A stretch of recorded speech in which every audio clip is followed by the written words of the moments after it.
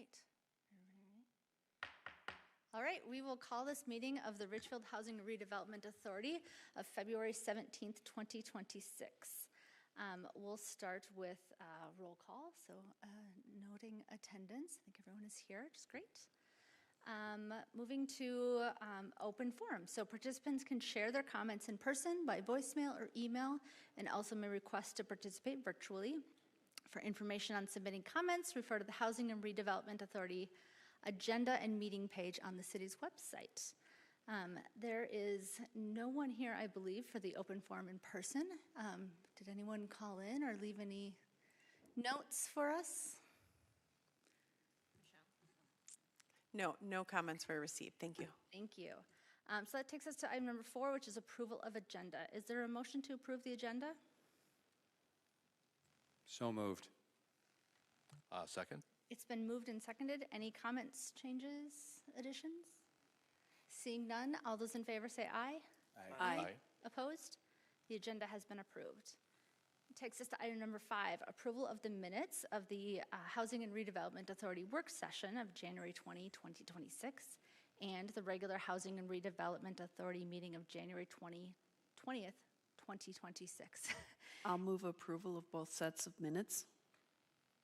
Is there a second?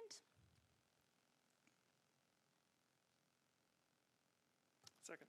It has been moved and seconded. Any comments, questions, or concerns, or changes? All right. Seeing none, all those in favor say aye. Aye. Opposed? The minutes have been approved.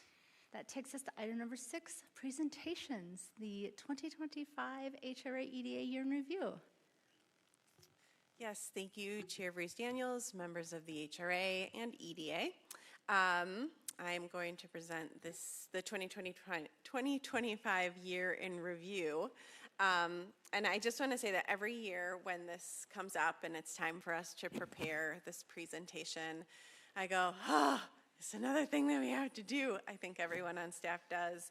And then as we start to fill out the presentation, we realize just how much really good work that we have done with you over the past year, and it really is nice to just take a few minutes and reflect on it and celebrate.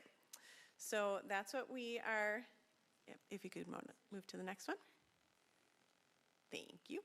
So that's how we have organized our presentation this year. Can I go to slideshow? This little.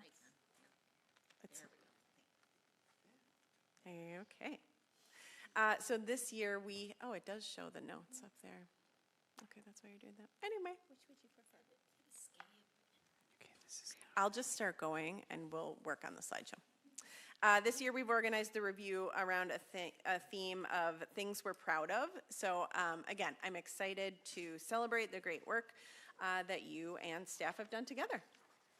All right, so first, we're celebrating our first loan for a detached ADU. This was a resident who was getting an insurance payout for a garage that was destroyed in a storm when some trees came down, and they saw an opportunity to add an ADU above that garage. This project was completed just a month ago. It's a cozy little 650 square foot rental right near the Penn Avenue corridor. It's an example of what our zoning code has been looking for and what we have been looking for in the community. Very gentle density, adding a unit here on an existing single-family lot, something that will very, very nicely fits in with the neighborhood. Overall, since 2021, I will note we've funded 3 ADUs through the Transformation Loan Program.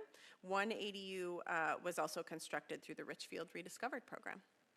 All right, next. Penn Station, we're celebrating our final approvals and the beginning of construction for the Penn Station project. This project checked a lot of boxes for us. It is 42 units of workforce housing, affordable and accessible units, 3 and 4 bedroom units, deeply affordable units that will be available to those earning 30% or less AMI, along with the supported services that folks in the building may need.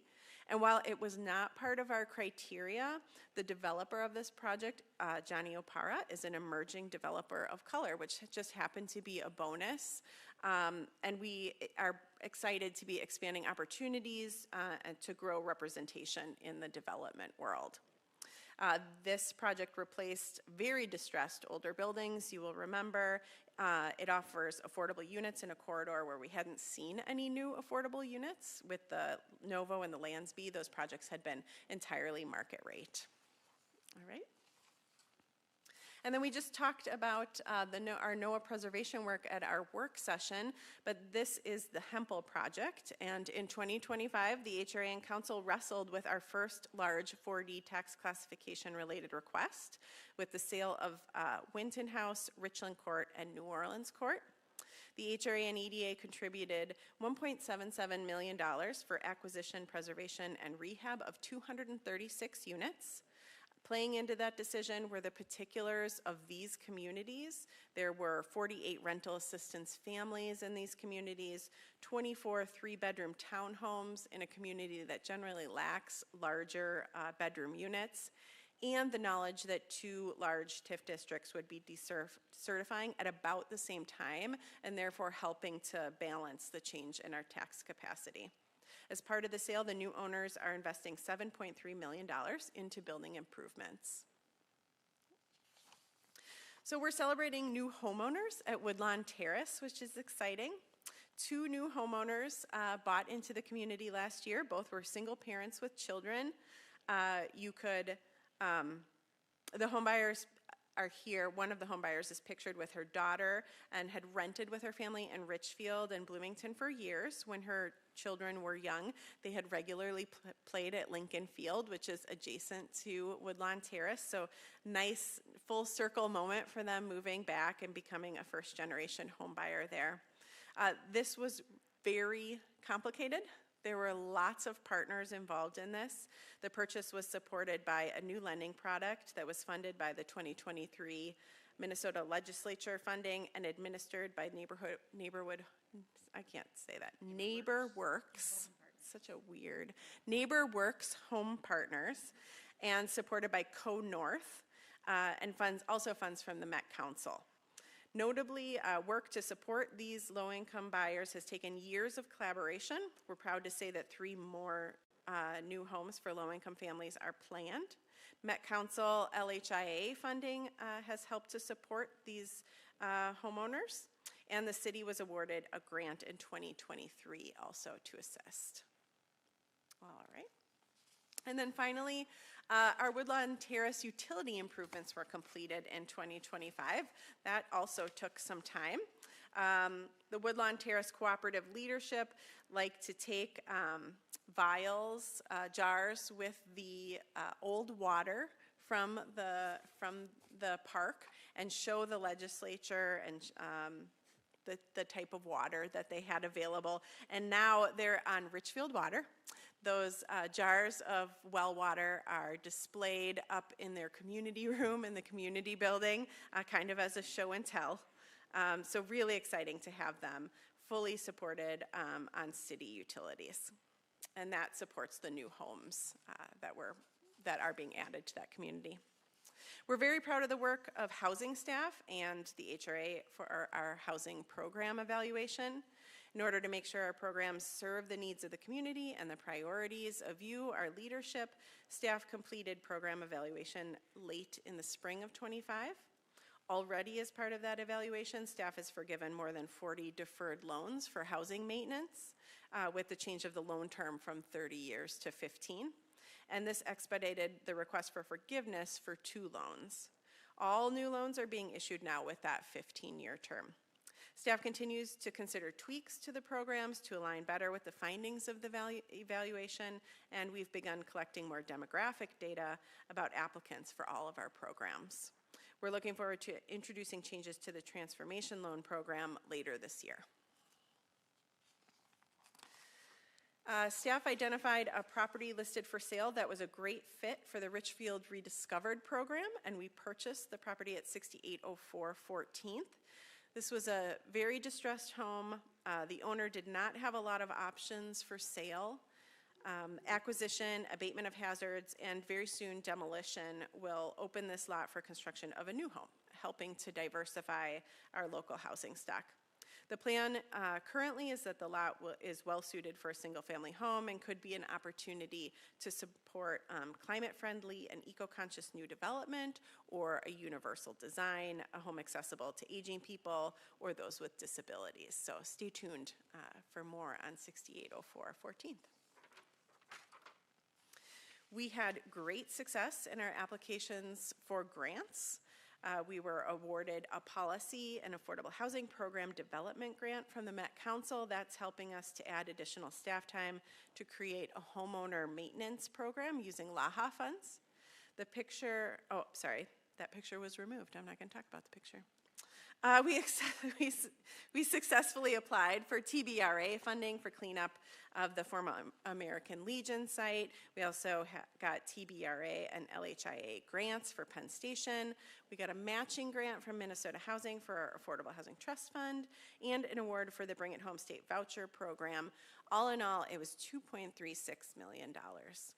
And while money itself is wonderful, we owe thanks to all the funders, but I also want to call out our staff who monitor the availability of these grants. In many cases, we are the party that applies for these grants. Then we submit all the monitoring documents for these. So a lot of thanks to everyone on staff who applies for these and to Colleen Thornburg in finance who helps us to manage all of these grants. We want to celebrate some business successes as well. We sold a remnant piece of land to a dentist on the east end of 66th and brought that small piece of property back onto the tax rolls. Now, it seems like something like just selling a little piece of remnant land would be easy, but this took several months of work, a lot of work in conjunction with Public Works, our attorneys, and others to get that done. Ultimately, I think the dentist is very happy. It made their property make a lot more sense, and it really, truly was land that the HRA didn't need anymore. So thanks to Jan on that, months and months of work. Our SAC assistance program awarded almost $10,000 to a new coffee shop that will soon be opening at about 13th Avenue and 66th Street. Our Elevate Hennepin partnership continued, and it was again quite successful. 39 businesses received help. The most used advisor services were for marketing, access to capital, business strategy, and legal assistance. And our business bulletin, which is a key way to share information and resources with businesses. In 2025, we, meaning Jan, doubled the number of subscribers, which helps expand our reach. It helps us build relationships with our businesses. She is really doing an excellent job on that, and specifically in reaction to Operation Metro Surge, getting our businesses as much information as we can to help them manage these impacts. Continuing with economic development, in 2025, 17 new businesses opened. Those range from salons to coffee shops to restaurants to Loma Bonita at the hub. Through staff referrals, Richfield businesses were the first to participate in a new commercial property ownership loan fund, which helped a small business owner purchase the property he was leasing. That's Stall One Auto on Lindale. And a small business loan program which filled a financial gap and helped a business launch, and that was Open Hair Space. We worked with Civic Brand to develop a branding and placemaking strategy. The EDA will hear more about that later tonight. There was significant engagement to inform that project. More than 1,100 people participated. And then Jan developed, with your help, the Revive program. That launch has been paused due to Operation Metro Surge and our reactions to that, but that will hopefully be kicking off here in the next couple of months. And then this is always my favorite slide. Just a reminder that what we're really celebrating here are the people of Richfield, the people that do business, the people that make up our neighborhoods, the people who are our friends and who attend school with our friends here in Richfield. By these numbers, the HRA and EDA served, this number changed several times, 557 households and businesses. More households were served by CEE, remodeling and home maintenance loans this year with the change in the interest rate. After a year of significantly higher first-time homebuyer loans in 2024,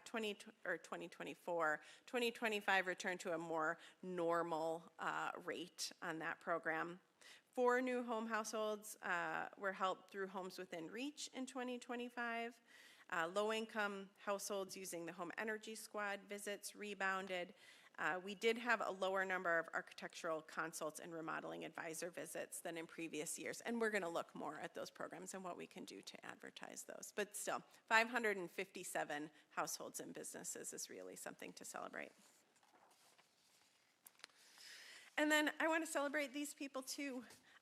You all set the policy, the council sets the policy, but these are the folks that get that done. So thanks to Julie Urban, Jan Youngquist, Lynette Chambers, Hillary Lovelace, Celeste McDermott, Talisa Parson, Michelle Luna, Latanya Dubois, and Colleen Thornburg. And that is our presentation, except for, you think it was hard to put together a year in review? Think about putting together a 10 years in review. We wanted to recognize Chair Vries-Daniels and thank you for your leadership. This is just a sampling of the projects that you have been involved in over your tenure with the HRA, and before that, the Planning Commission as well. So I would like to give you a certificate and a little gift, and congratulations.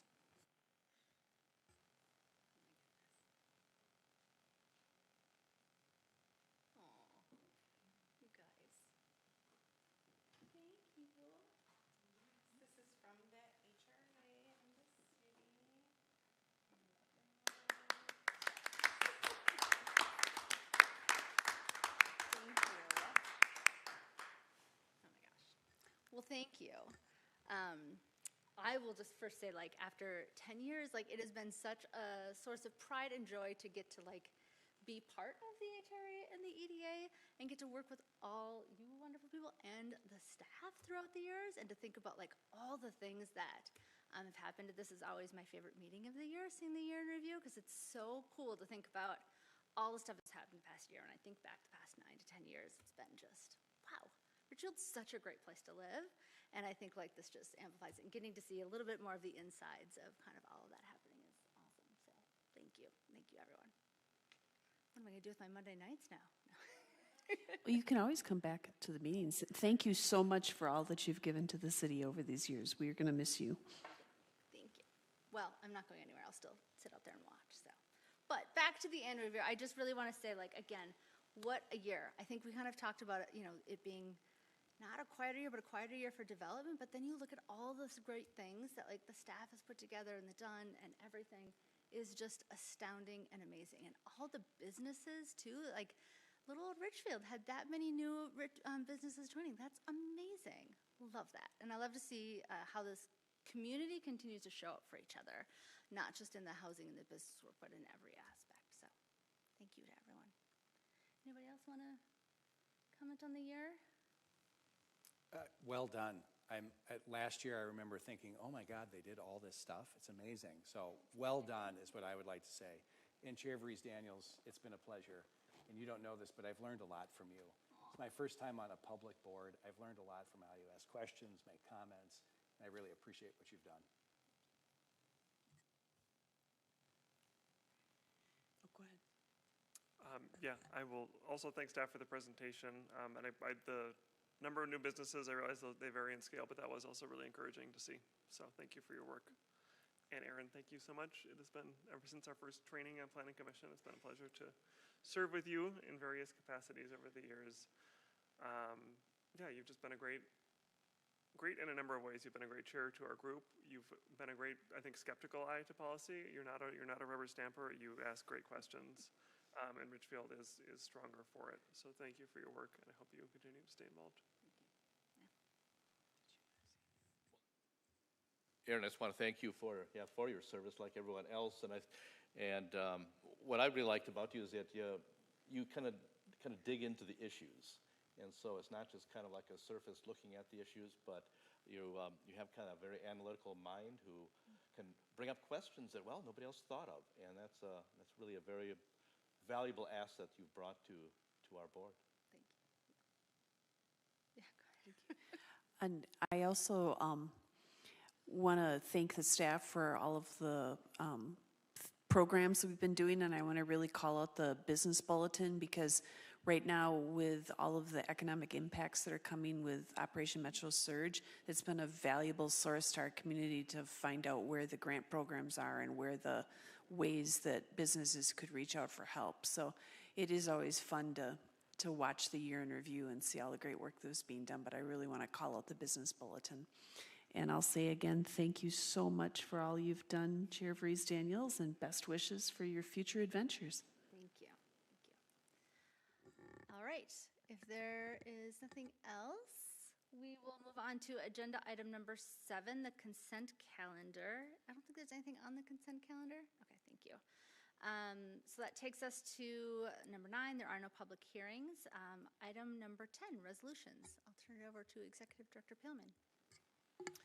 Thank you, Chair. I will ask Assistant Director Julie Urban to present. Thank you, Chair Vries Daniels, members of the HRA. This particular item we often put on consent, but I think it's helpful every now and then periodically to bring some of these off and just offer an opportunity for more discussion if you would like to, or just to be a little bit more focused on some of our programs that, while they become routine, but maybe it's helpful to refresh and to think about them. So in this case, the Housing and Redevelopment Authority's New Home Program provides affordable homeownership opportunities in the community through new construction, acquisition and rehabilitation, and down payment assistance.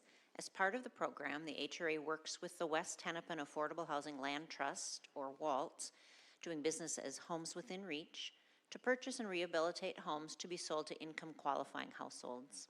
WALT is a community land trust that allows moderate income buyers to achieve affordable homeownership by holding ownership of the land in perpetuity and thereby reducing the overall amount to be financed and the down payment required. The model ensures ongoing affordability throughout the lifetime of the property and with multiple owners. WALT is seeking to continue providing affordable housing in Richfield through this model. The proposed development agreement between the HRA and WALT details the terms of this continued partnership through 2026. Under the terms of the agreement, the HRA has $240,000 available for WALT's purchase and rehabilitation of at least 3 single-family homes. WALT will then resell the homes to households earning no more than 80% of the area median income. And I also would call your attention to the fact that we're finding funding for this program from a variety of sources, including our Affordable Housing Trust Fund, a grant that we received last year from the state's Trust Fund Matching Grant Program, and hopefully Community Development Block Grant funding. And that is the end of my report. We recommend that you adopt a resolution authorizing execution of this development agreement. If you have any questions, I'm happy to answer. Maybe we'll start with a motion. Is there a motion? I'll move to approve a resolution authorizing the execution of a developer agreement with the West Hennepin Affordable Housing Land Trust doing business as Homes Within Reach for the acquisition, rehabilitation, and sale of at least 3 houses under the New Home Program. Is there a second? I will second that motion. All right, it has been moved and seconded. Comments, questions, concerns? All right, seeing none. All those in favor say aye. Aye. Opposed? The resolution passes. Thank you. Takes us to item number 11, other business. I'll hand that over to Executive Director Peelman. Yes, thank you. And Ms. Urban will present this report as well. Thank you. Chair Vrees Daniels, members of the HRA, in September of 2025, the HRA acquired the substandard property at 6804 14th Avenue with the intent of preparing the site for future redevelopment through the Richfield Rediscovered program. The property has since been declared of debris and abated for hazardous materials. In recent years, the HRA has required the buyer of the lot to remove the structures from a property. However, given the poor condition of this particular property, staff recommends that the HRA undertake demolition of all the structures. A priority of the Richfield Rediscovered program is typically to incorporate deconstruction into the demolition process whenever feasible. Deconstruction involves the careful removal of salvageable building materials for recycling or reuse, thereby reducing the amount of material sent to landfills. However, the cost to deconstruct and demolish has greatly increased since the last time the HRA utilized deconstruction services. The cost estimate to deconstruct and demolish the structure on this property is $59,000 and $59,530. A grant from Hennepin County would reduce the total cost to $41,530. However, the bid for demolition alone is significantly less at $22,304. Given the substantial difference in cost between deconstruction before demolition and demolition alone, staff is recommending that the HRA approve and execute a contract with Harkness Excavating for full demolition of all structures. So we recommend you approve a resolution authorizing execution of this contract, and we're happy to answer any questions. Is there any questions for staff or a motion? I'll make a motion to approve a resolution authorizing the executive director to execute a contract with Harkness Excavating for full demolition of all structures at 6804 14th Avenue South. Second. It has been moved and seconded. Any comments, questions, concerns? Yes, go ahead. I'm just curious from staff if we got any insight on why this was less competitive than the previous time we did it, or whether pricing, is it particular to this property, or just like people don't really want to do this or aren't willing to do it for cheap? Well, there's one particular firm that does it, and I think there were three explanations. One, just costs are higher. Two, they are paying their workers more, which we certainly support. And we struggled with this because we believe in the deconstruction process. We just couldn't recommend it in this case. You certainly can choose to do differently. And what was my third point? I don't remember now. There was a third reason it was so much higher. Well, just this property is in such poor condition. There is timber to be salvaged, but no doors, no windows, no real, there wasn't a lot of value. And there's 4 structures. There's a shed and 2 garages and the house, and so it just is it's a challenge. So I asked that in part because do we expect this to be an issue anytime this happens in the future, or is it kind of hard to say because it's a weird property too? I think it's hard to say, but it could be, that it's just going to become where it's not feasible. Okay. Will the county put more money into it as a result? I don't know. I mean, the last time we ended up, it reduced our cost to $9,000. So it's a significant difference, and Thank you. Yeah, go ahead. Well, I'm going to support this particular action tonight before us, but I was just kind of questioning kind of the general policy of requiring the buyer to, remove structures on a property, and I certainly understand the interest of the city to maintain and not bear extra costs, but it just seems like that would be such a disincentive for participating in the program. So I was just wondering about a, comment on that.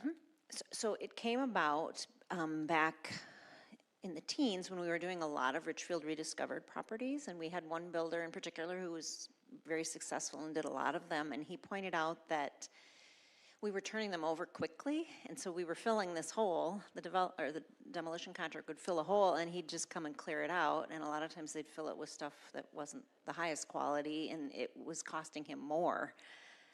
It was just more efficient for him to do the demolition. So that's kind of where we landed, and so that may change. We don't get a lot of these properties anymore, and I would say that we'll take it on a case-by-case basis. Thank you. Anyone else? I appreciate that we are always trying to reuse and recycle as much as we can. But ultimately, I really appreciate that we're looking at individual properties one by one, and that we are being as financially responsible as we can with this, and knowing we aren't getting much value out of it, that it's just not worth it in the end here. So I'm supportive of this as well. Anybody else? One last call? All right, it's been moved and seconded. All those in favor say aye. Aye. Aye. Opposed? The motion passes. Okay, that takes us to item number 12, Executive Director's Report. Thank you, Chair, members of the board. Just a couple of things to note. We are working on the Bring It Home program. As I noted in the grants, we received a grant for the state housing voucher program. The next step is a webinar that our housing staff are putting together to help educate landlords on how this program will work, and how we'll be looking for them to partner with us in creating a successful program. We're hoping that the list will be opened in May. So, and we're also working with the county on the school to housing program. That's a way to get referrals from the school to people who might qualify for the program and address families with the greatest need. That is the priority that we identified as part of this application. So wanted to let you know that that work is moving forward, and hopefully in May we'll be opening the waiting list. And that's all. Thank you. Thank you. That takes us to item number 13, HRA discussion items. Are there any discussion items? Yes, go ahead. This came up earlier in the work session, but I was just curious if you could help us give an update on the VEAP and the housing assist or rental assistance program. Yes, thank you for asking. As you'll remember that last month the HRA committed $50,000 to VEAP to provide emergency rental assistance, knowing that Operation Metro Surge was likely going to create a lot of problems for people who were unable to go to work or whose work wasn't operating, et cetera. We did check in with VEAP last week. As of last Thursday, $12,000 of those $50,000 had been spent. There were a number of applications in process. We have a great relationship with VEAP. We will continue to monitor those funds. We're also reaching out to our landlords to kind of anticipate the need going forward, and we may be back with an additional funding request for you next month. We'll keep you posted. Thank you. Anything else? All right, seeing none. Item number 14, approval of claims. Is there a motion to approve the claims? Motion to approve? Second. It's been moved and seconded. Any questions, comments? Seeing none, all those in favor say aye. Aye. Opposed? The claims have been approved. That takes us to adjournment. Thank you, everyone. We'll move on to the EDA. Unless anyone wants a break quickly? No? Okay. All right, then. I will call the Richfield Economic Development Authority meeting of the City of Richfield of February 17th, 2026. It is 7:32 p.m. Hopefully we can note attendance. We'll start then with open forum, so participants can share their comments in person, by voicemail or email, and also may request to participate virtually. For more information on submitting comments, refer to the Economic Development Authority agenda and meeting and minutes page on the city's website. Looks like there is no one in person for the open forum. Did anyone call right in? Thank you, President Reese-Daniels. We did not receive any comments. Thank you. So that takes us to item number 4, approval of the agenda. Is there a motion to approve the agenda? Motion to approve the agenda? I'll second that motion. It's been moved and seconded. Is there any comments, questions, concerns, changes? Seeing none, all those in favor say aye. Aye. Opposed? The agenda has been approved. Item number 5, approval of the minutes. Is there a motion to approve the minutes of the regular Economic Development Authority meeting of November 17th, 2025? So moved. Second. It's been moved and seconded. Any changes, comments? Seeing none, all those in favor say aye. Aye. Opposed? The minutes have been approved. Item number 6 is presentations. I don't believe we have any presentations listed since we did the year in review for the HRA and the EDA together. I don't see anything on the consent calendar for item number 7. I don't see anything number 9 for public hearings. Number 10, no resolutions, taking us to item number 11, other business. I will hand it over to Executive Director Palman. Thank you, President Rees-Daniels, members of the board. Tonight, we're asking the EDA to consider approval of the Downtown Richfield Brand Identity and Style Guidelines and the Placemaking Playbook. And Economic Development Manager Jan Youngquist is going to take you through that work and the final results. There we go. Thank you, President Rees-Daniels. The last time I get to say that. And board members, I'm really excited to bring to you tonight the Downtown Branding and Placemaking Strategy Project. Thanks to a grant from Hennepin County's Business District Initiative, we were able to hire Civic Brand, a national consultant, to lead this project. The most frequently asked question as we embarked on the project was, what or where is downtown Richfield?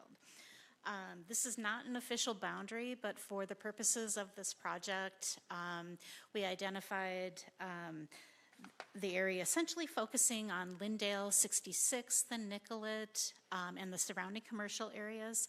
There are also multifamily housing in the area, as well as natural amenities in Richfield Lake Park and Wood Lake Nature Center. Goals of the project were to develop a branding and placemaking strategy that's rooted in and informed by community engagement, define a clear and distinctive place brand identity, and create an implementation plan that includes near and long-term strategies for placemaking projects and activations. There was a lot of community engagement that went into this project. We did a pop-up engagement at Lake Winds Co-op. There was an online survey with 1,143 responses. Civic Brand was shooting for 400, and we blew them out of the water.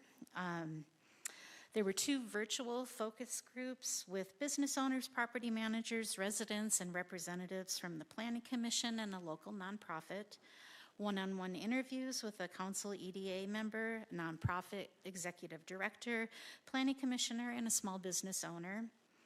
A project advisory committee that was invaluable to this project consisted of city staff, a small business owner, a representative from Visit Richfield, and a representative from the Arts Commission. And as you'll recall, we had small group sessions and a work session with EDA and city council members. So we estimate that maybe 1,160 people provided feedback that informed this project. What did we learn from the engagement? Location. People really value the convenient location and convenient and centralized location of downtown. Nature and parks, people value green spaces, walking and biking trails, access to nature in an urban setting, and diversity, especially in food, but the multicultural nature of the district is highlighted particularly with all of the great food options. Other themes that arose from the community engagement showed some dissatisfaction. People thought that downtown lacked an identity. While a lot of people praised the walking and biking infrastructure, others indicated that walkability was perceived to be dangerous or difficult when you've got large surface parking lots to cross over. And the hub came up quite a bit in engagement, described as outdated and run down. Here's just a few quotes from the engagement. The area feels separated and not cohesive. It's a place where you go and leave as soon as you're done picking up something. It's not a destination in and of itself. And I love this one. Downtown has all of the ingredients, but they're just kind of sitting in a pot and they're not fully cooked. So taking that engagement feedback into account in crafting a branding and placemaking vision, strategy. The vision guided the work. So the vision is, in the future, the area is no longer just a place to run errands. It's a place to linger, gather, and connect. People come here to explore locally owned shops, try diverse restaurants, and enjoy the cultural events that reflect Richfield's diversity and character. The district's lakes and trails provide natural anchors for activity and relaxation, inviting residents and visitors to spend time and experience an area that balances neighborly character and urban accessibility. As this area evolves over time, it will be grounded in Richfield's urban hometown spirit, and this is so Minnesotan, but it's modest yet urban, welcoming yet distinctive, and blends a mid-century charm with a modern, diverse, and inclusive community. So we'll go to the branding. You'll recall at the work session there were 3 branding concepts that were presented. And the concepts that the EDA and Council decided to move forward with are included in this presentation. So the branding is taking a mix of Richfield, the logo font, which has a mid-century feel to it, and then bringing in bright, vibrant colors and shapes that reflect the diversity and vibrancy of the area. What's really cool about this is that with the colors and shapes that you see on the right, we can pull out different pieces of that at different angles and use it throughout the branding. And so it gives us, while the colors are uniform, it gives us a lot of different options to carry forward in the branding. And so then that's the branding piece. The placemaking playbook. So it's a framework. It's not a rigid plan. It's a collection of ideas, opportunity areas, and potential approaches, and should be viewed as a tool to guide decisions, support collaboration, and position the city to pursue future grants, partnerships, and private investments. So the placemaking acknowledged that the city's made a lot of investments in infrastructure in the downtown area, and so the focus was in on how people experience the area rather than the physical. It's more about the experience. Looking at like the west side of the area has the natural amenities and newer redevelopment. The east side has older buildings, small local businesses, and that's where the diverse restaurants are. So what the branding was trying to do was to celebrate the differences between the two areas, layer in placemaking identity and connection to transform into a downtown with a cohesive, walkable place that's inviting and reflects the community. So I'll walk you through some of the elements in the placemaking playbook. So we'll start with Richfield Lake and Wood Lake Nature Center. A lot of people don't realize that Richfield Lake is even there. And so one thing that came through in the engagement was looking at ways to use branding and placemaking to build awareness, using entryway signage, wayfinding signage, and lighting, but also trying to preserve the quiet character of these areas. The branding can be brought through into bicycle parking signage at these areas, and there is, on the trail that goes around Richfield Lake, there is poetry that is done by local residents that changes out every couple of years. So it's on just regular wood posts, and the branding can be woven in to that for the poetry. There was a lot of value and excitement about the 66th Street cycle track and bicycle spine, and so there is opportunities for branded maps, bike racks, bike repair stations. One of the things is a centralized kiosk that can direct people to other parks and destinations across the city. So showing people how quick it is to get to Veterans Park or the library or the community center on a bicycle.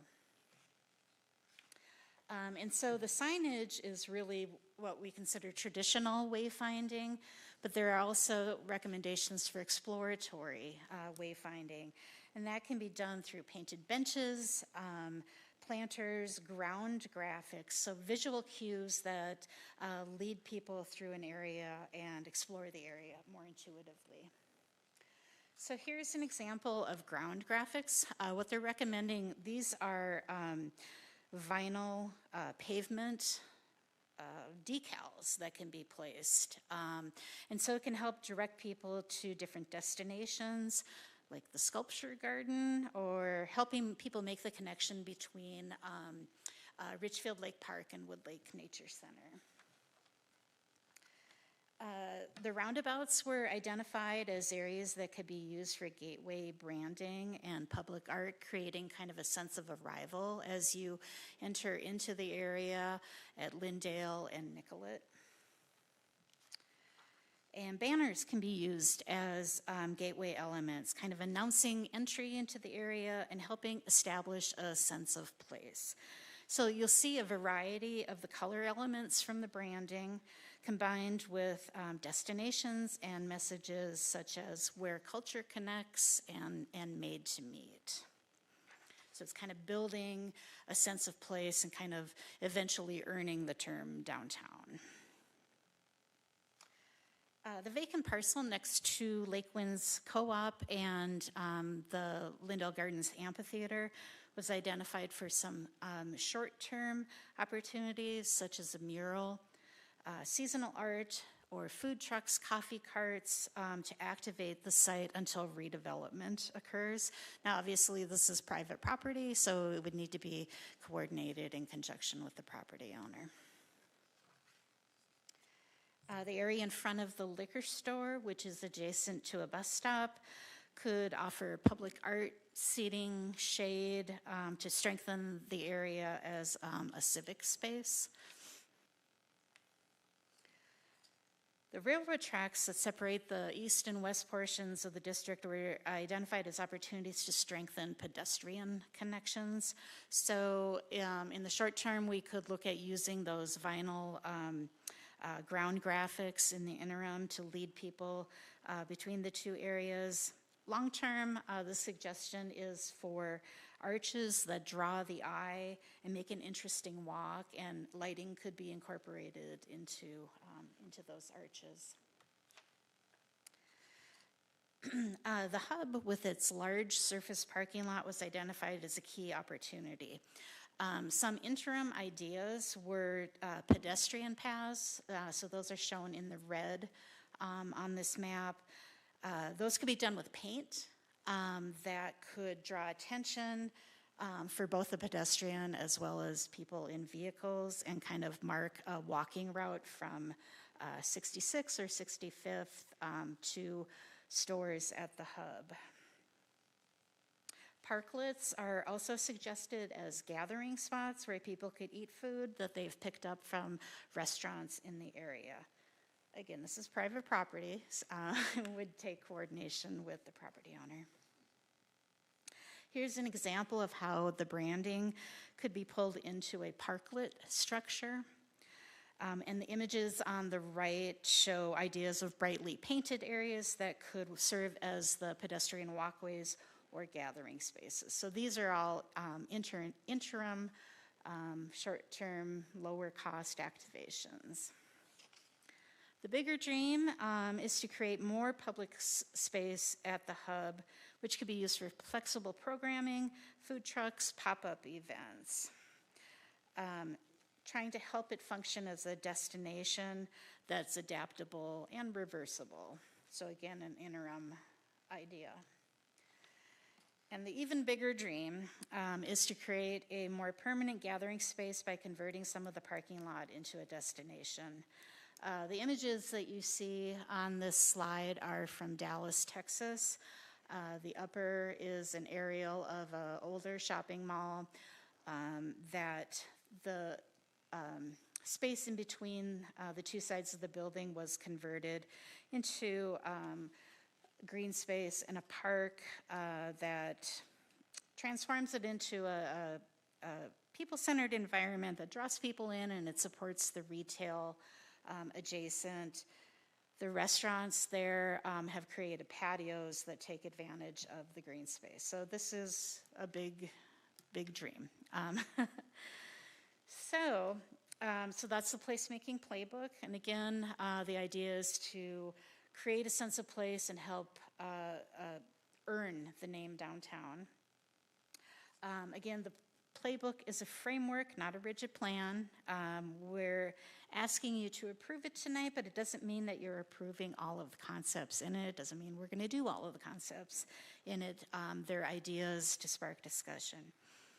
This is not the end of the project. It's really the beginning of the project. So next steps include identifying potential partnerships and funding opportunities. There's a lot of coordination with stakeholders that would need to happen, whether it's public works, recreation, private property owners, the Arts Commission, the community in general. And would really love to begin implementation, testing things out. We've got some funds in the economic development budget, and so we can try out the low-hanging fruit, banners, maybe the vinyl ground decals, and see what works, what doesn't work, and then make a plan for the future. So that concludes my presentation, and I'd be happy to take any questions. Anybody have any questions? Yeah, go ahead. I just had a comment. This was great work, and thank you for doing all of that. I really appreciate it. And also kudos to Councilmember Hafer-Larry, because I remember you brought this up as a policy proposal back in the day, so thank you for getting the ball rolling. I did have one question, you know, the mobile coffee carts and some of that stuff. When I asked about that, I was told we had to get a food truck ordinance. Can you speak more about the food truck, how that works? Sure. So planning staff, myself, and our environmental health folks have been working on a draft of a food truck ordinance. So this might just be the impetus for getting that brought before the council. Thank you. I think that's pretty exciting that that's a possibility coming up. Yes, go ahead, Sean. I'll give some feedback first, and then I have some general questions. This feedback I also shared during the work session, but I believe in sort of not putting downtown on the signs to the extent we put signs up makes sense in response to the community feedback. I do worry as policymakers that it distracts us from our goal of what we're trying to create, and it isn't clear. So I would just encourage us internally to continue to use the term downtown. And I would say that the staff report and the title of the document both do that, so that's a good example. But as we think about the comp plan, as we think about these discussions, if the brand is just Richfield, obviously we're always talking about Richfield, so we do need to have some sense of like this area is distinct from the rest of the community and the rest of the business districts. And in the same way when we talk about sort of implementing the graphics of this, in order to create a sense of place without using a name, whether that's downtown or like Lindale or anything, we need extreme consistency, and we've never really done that as a city so far. And it's a low-hanging fruit, but I'll call out, we just had name tents redone, and even those like don't meet the padding requirements of in our officially adopted city guide for branding. So like we need to be like hyper consistent. So I love hearing that you have a lot of assets ready to go from what they've produced. Let's really try to stick to that, and also try to be sure that we're not using that outside of the downtown area. So as much as it might look nice to brand 77th and Lindale like that, that's not what we're doing here. So I just think we're being responsive to the feedback that downtown on those signs on day one would feel insincere, but we've created a challenge for ourselves with this solution that we need to be hyper consistent to make it compelling. And then my question is, especially since we did have this previous wayfinding plan that we never did, how are we going to actually do this, and what makes it different this time, other than, of course, having you in the role? Thank you for the question. So the wayfinding plan that was adopted but not implemented in the past, there is an opportunity to weave in this branding into that. So I envision us implementing that plan with this branding as well. So that highlighted like locations and things you want to do, and this would sort of be the visual of how that goes? Correct, Okay. Yep. Yes, go ahead. Well, you mentioned that this is now, of course, just the start, not the finish, now that we have this plan. What kind of a timeline do you see for like implementing it? And what is a good measure of success at points in the future? Thank you for the question. So the timeline, that'll be interesting because that will depend on funding opportunities, conversations, anything that is dealing with private property. I already have my eye on some grant programs out there to help us implement this. So like I said, we'll be starting this year, likely with the banners and things with our current budget, but then we'll be exploring other opportunities and just having the conversations with stakeholders. So as you can see, some of the concepts we're dreaming very, very big. And so it's going to take a lot of coordination and conversations over the next few years. Well, I think it's a really good plan, a very good start, and I think it's going to kind of change how we look at our whole area, in significant ways. So I think it's a good step forward. Thank you. Oh, I neglected to answer one of your questions. I just realized success. I think awareness with people. I think once we get the branding out there and start creating this sense of place in this downtown area, and people start to recognize that, I think that'll be a key metric of success. Yes, go ahead. You've answered my questions. I had a couple questions, but you've answered them. I would just say I think this is a great idea. I'm all for it, and thanks for the work on it. Thank you. All right, is there a motion? I will move that we approve the Downtown Ridgefield brand identity and style guidelines and placemaking playbook. I will second. All right, it's been moved and seconded. Any further comments, questions? I just want to say it's been really exciting to see kind of the evolution of this, and you said it's a start, and I can't wait to see it all come together. Having something in place to go and show people to get more funding, to get more ideas, and I love that we are dreaming big, so it's awesome. So. Oh, I did have one additional thing. Yes, I just go ahead. remembered. To the extent that we have sort of assets ready to go when we are working with private partners, I don't know how that can be woven through the development process, but I think of where we've worked with major developments to get public art, and even through the Revive program, if something was in this area, it would be great if it was hey, would you like a Downtown Ridgefield decal to throw out front? That's a freebie. Just things like that to encourage private businesses to sort of get on board, because so much of the area is private property. So, thank you. All right, one last call. All right, seeing none, all those in favor say aye. Aye. Opposed? Motion passes. Thank you, and thank you for all the work. All right, item number 12, Executive Director's Report. Thank you. My only report tonight is to thank you again, President Vries-Daniels. It's been a pleasure to work with you. I really have enjoyed it, both on the Planning Commission and in this role. So thank you. Thank you. Same. All right, item number 13, EDA discussion items. Is there any EDA discussion items? All right, seeing none. Is there a motion to approve claims? I'll make a motion to approve claims. Second. It's been moved and seconded. All those in favor say aye. Aye. Opposed? Motion passes. And we are adjourned then. It takes us to adjournment. Thank you, everyone.